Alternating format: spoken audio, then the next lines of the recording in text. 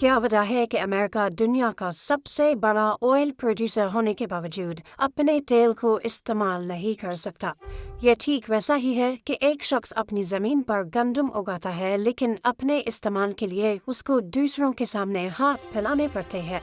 हम जिस दुनिया में रहते हैं वहाँ जो कुछ नज़र आता है हकीकत अक्सर इसके बरक्स होती है। इसी तरह हर साल चाइना से लाखों कंटेनर्स अमेरिका को जाते हैं, लेकिन उन्हें वहाँ कचरे में क्यों फेंक दिया जाता है? और इस सब के बीच ईरान बोइंग 777 को क्यों और कैसे स्मगल करता है? जिम टीवी में आपका स्वागत है। नाज़रीन, क्या आपको मालूम है कि हर वक्त समंदर में 3 लाख के करीब शिप्स होती है? इनमें oil tankers, LPG, LNG carriers, tug boats और पैसेंजर शिप्स के साथ साथ वो शिप्स भी हैं जिनकी मदद से दुनिया की इकोनॉमी का पहिया चलता है, कंटेनर शिप्स। ग्लोबल ट्रेड का 90% हिस्सा समंदरी रास्तों पर मुश्तमिल है। एस्टीमेट्स के मुताबिक हर गुजरते मिनट 6 से 8 हज़ार कंटेनर शिप्स समंदर में ट्रैवल कर रही है। ऑटोमेटिक आइडेंटिफिकेशन सिस्टम की मदद से आजकल इन्हें रियल टाइम ट्रैक भी किया जा सकता है। अगर आप मैरिन ट्रैफिक या वेसल फाइंडर जैसी वेबसाइट्स पर जाएं, तो आपको पूरा समंदर छोटी छोटी लाइट से भरा नजर आएगा। हर लाइट एक ड्यूकामत जहाज है जिस पर लाखों डॉलर्स का सामान लदा हुआ है। इन कंटेनर शिप्स में से ज्यादातर वेसल्स वो है जो चाइना से निकलती है और यूरोप से लेकर अमेरिका तक जाती है। हैरानी की बात यह है कि हर वेसल में एवरेज 5,000 कंटेनर्स होते हैं, तो इस हिसाब से 4 करोड़ कंटेनर्स हर वक्त समंदर में ट्रैवल कर रहे हैं। हमारे कपड़ों से लेकर मोबाइल फोन्स तक सब कुछ कभी इन्हीं कंटेनर्स में ट्रैवल करके हम तक पहुंचा है। देखने में तो सब कुछ नॉर्मल लगता है, एक तरफ से सामान आया और दूसरी तरफ से खाली कंटेनर वापस चला गया, पर हकीकत इससे कहीं ज्यादा हैरानकुन और परेशान करने वाली है। हमारी दुनिया की ट्रेड का बैलेंस बिल्कुल बिगड़ा हुआ है। चाइना दुनिया को इतना माल बेचता है कि उसके पास से भरे हुए कंटेनर्स का सैलाब निकलता है। सिर्फ 2023 की बात की जाए तो चाइना का ट्रेड सरप्लस $823 बिलियन से भी ज्यादा था। यानी इसी साल चाइना ने $3,380 बिलियन का सामान एक्सपोर्ट किया और $2,557 बिलियन के गुड्स इंपोर्ट किए, तभी पीछे बचे $823 बिलियन। मसला तब शुरू होता है जब चाइना से निकले हुए कंटेनर्स अमेरिका या यूरोप तक पहुंचते हैं। जहां चाइना का सरप्लस $823 बिलियन है, वहीं पूरे यूरोप का मिलाकर सिर्फ $41 बिलियन, मतलब चाइना से 95% कम।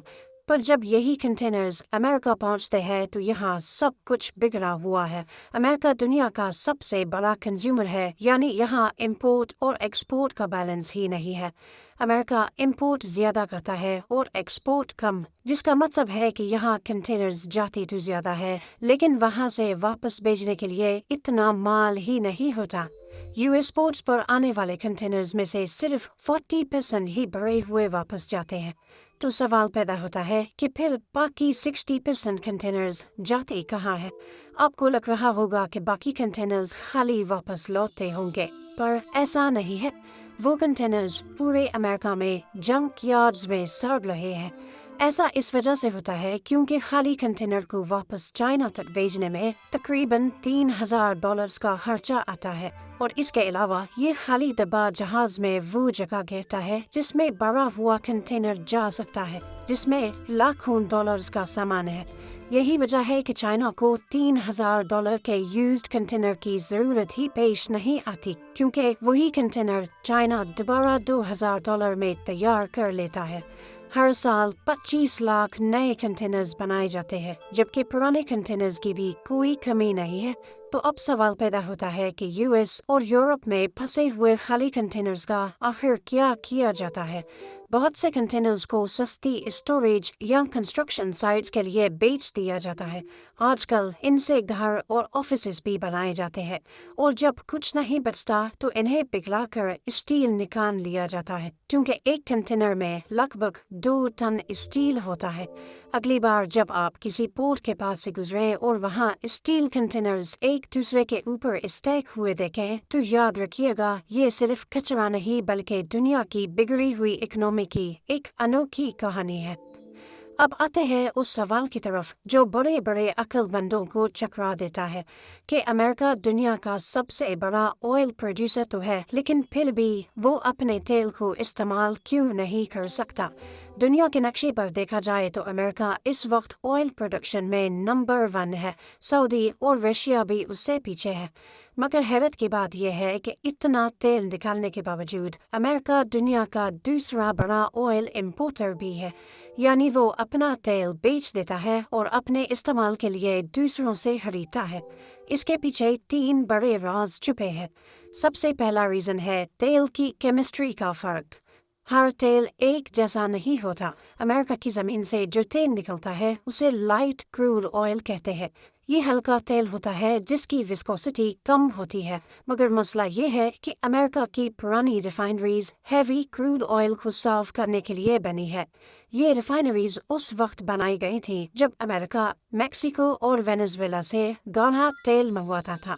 अब अगर वो अपना हल्का तेल साफ करना चाहे तो उन्हें पूरी टेक्नोलॉजी बदलनी पड़ेगी, जिस पर $200 बिलियन से भी ज्यादा का खर्चा आएगा।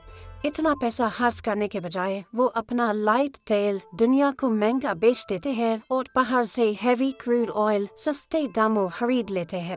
पर सिर्फ तेल की केमिस्ट्री ही अमेरिका को ऐसा करने पर मजबूर नहीं करती। दूसरी वजह है लॉजिस्टिक्स का बुरहान। अमेरिका में तेल निकलता कहीं और है जबकि रिफाइनरीज बहुत दूर है। मिसाल के तौर पर टेक्सास में तेल का पूरा समंदर है, लेकिन वहां से न्यूयॉर्क या ईस्ट कोस्ट तक तेल पहुंचाने के लिए पाइपलाइंस ही नहीं है। कैलिफोर्निया की तो ये हालत है कि वो एक ऑयल आइलैंड बन चुका है, जहां पाइपलाइंस ना होने की वजह से वो 70% तेल बाहर के मुल्कों से मंगवाने पर मजबूर है। वैसे तो ये दोनों वजूहात ही बहुत थी, लेकिन ताबूत में आखिरी कील दी जोन्स एक्ट ने गाड़ा हुआ है। वर्ल्ड वॉर 1 में अमेरिकन सोल्जर्स और सामान को समंदर पार ले जाने के लिए एक बड़ा मसला पेश आया। अमेरिका के पास अपने इतने जहाज ही नहीं थे जो उनके सोल्जर्स को समंदर पार लेके जाएं। तभी उन्होंने दूसरे मुल्कों के जहाज़ों और सेलर्स की मदद तो ली, लेकिन यहाँ एक नया खतरा पैदा हो गया कि अगर कभी अमेरिका की दूसरे मुल्कों से ही लड़ाई हो गई तो उनके पास ट्रेन्ड सेलर्स और शिप्स ही नहीं होंगी अपने सोल्जर्स को मूव करने के लिए।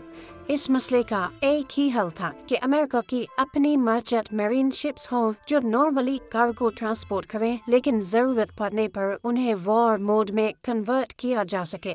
इसके चलते सेनेटर वेस्ली जोन्स ने एक बिल पेश किया जिसके मुताबिक अमेरिका के एक पोर्ट से दूसरे पोर्ट तक सामान भेजने के लिए जरूरी है कि जहाज भी अमेरिकन हो और उसका क्रू भी अमेरिकन हो। अब क्योंकि अमेरिका में बहरी जहाज बनाना चाइना के मुकाबले में 3 गुना महंगा पड़ता है और वहाँ सेलर्स की सैलरीज भी ज्यादा होती है, ये कानून उल्टा उनके गले पड़ गया। टेक्सास से न्यूयॉर्क तक तेल पहुंचाने के लिए अमेरिका के पास गिनती के चंद जहाज बचे हैं और उनका किराया भी इतना ज्यादा है कि एक बैरल तेल पर $5 बढ़ जाते हैं। तभी अमेरिकन रिफाइनरीज को लगता है कि अगर वो अपना ही तेल छोड़कर बाहर के मुल्कों से तेल मंगवाएंगे तो उन्हें फिर भी सस्ता पड़ेगा। एक ऐसा कानून जो अमेरिका को बचाने के लिए बनाया गया था, वही आहिस्ता आहिस्ता अमेरिका को अंदर से खा रहा है। ये है वो अजीब वजूहात जिसकी वजह से अमेरिका दुनिया का सबसे बड़ा ऑयल प्रोड्यूसर होने के बावजूद दूसरों का मोहताज है। अमेरिका की इस मोहताजी से हटकर अगर ईरान की मोहताजी की बात करें तो अमेरिका ने ईरान पर बरसों से सैंक्शंस लगा रखी है। इन सैंक्शंस के चलते ईरान अमेरिका और फ्रेंड्स ऑफ अमेरिका से ना कोई चीज़ खरीद सकता है ना बेच सकता है।